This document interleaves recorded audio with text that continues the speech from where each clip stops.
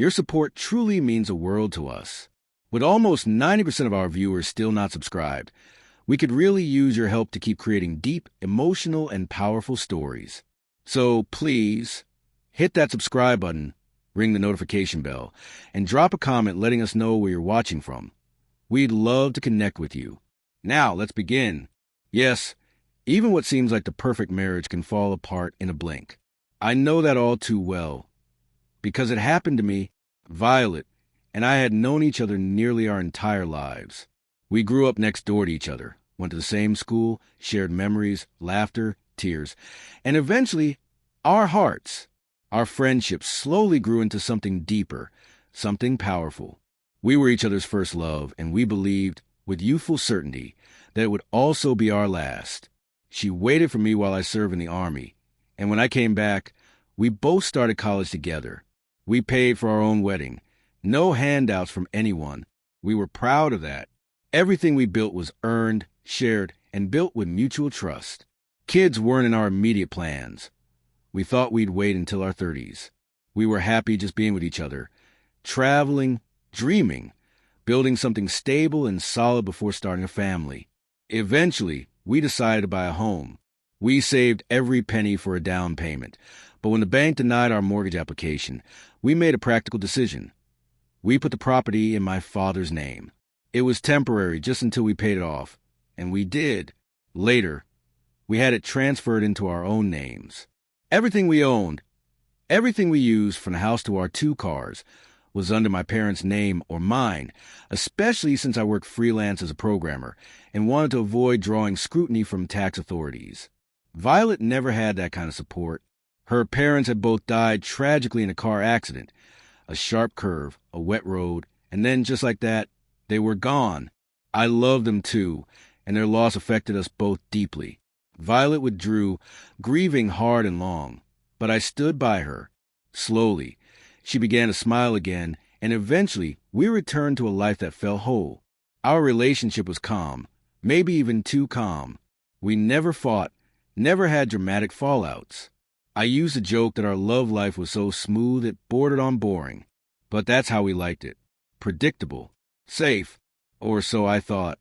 Then one day, everything shifted. Violet, who had always managed the grocery shopping without complaint, came back from the store and snapped at me out of nowhere. She was furious, livid, actually, about the bags, the weight, her back, things she never mentioned before. I tried to comfort her, but she pulled away, tears in her eyes. She shouted something about always doing everything herself, about me not calling to help, and then stormed out. "I'm exhausted," she said. "I'll stay with Aurora for a while." Aurora, her best friend. I was stunned. She'd never acted like this before. Surely, it wasn't about a bag of groceries.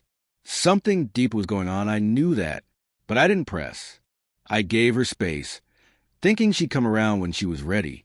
A week passed, then 2, then a month. I texted. I called. Silence. Eventually, I gave up trying. 6 weeks later, there was a knock on my door. It was Aurora. She pushed her way in like she owned the place, her tone smug and casual. I never really liked her, and this time there was something off, almost predatory, in her attitude. She sat down, crossed her legs, and gave me a look I can only describe as inappropriate. I asked if Violet had sent her. She smirked. "No, I came on my own," she said, then suddenly leaned forward and kissed me, her hands exploring places they shouldn't. I jerked away, furious. "Get out," I yelled. She only laughed. "You idiot. I was trying to save your marriage," she said. Then, without blinking, she spilled everything. Violet, devastated by her parents' deaths and tired of the monotony of life, joined a dating site.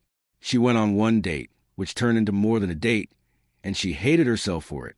She didn't know how to face me afterward. She wanted to feel alive again, Aurora said with a shrug. A spark, confidence, something new. And then she added like a twisted solution. "If you had cheated too, maybe you two could have started fresh." I was done listening. I told Aurora to take Violet's things and get out. She protested, claiming Violet still had a stake in the apartment. "This isn't her place. I snapped. It's my father's. That car she's driving around on her little dates? That's mine too. Just return the keys and stay away from me. I slammed the door in her face. Oddly, I didn't feel much at first. I'd grown used to Violet's absence by then. Maybe I'd already started grieving the relationship long before I knew what had really happened. And now that I had the truth, I wasn't even surprised. Just hollow. The divorce happened fast. We had nothing left to divide. Really, Violet kept trying to reach out, calling and texting again. But I ignored her. When she refused to return the car, I had to threaten legal action. That's when she finally showed up, threw the keys in my face, hurled a few insults, and walked away for good. And just like that, it was over. I never saw it coming. But now I've lived through it. Life didn't end with that betrayal. It changed, yes, but it didn't stop. I kept moving forward. If you made it this far, thank you for listening. Please give the video a like, subscribe to the channel, and don't forget to click the bell icon so you never miss these stories. And if you've ever been through something like this or know someone who has, leave a comment below. We read every one.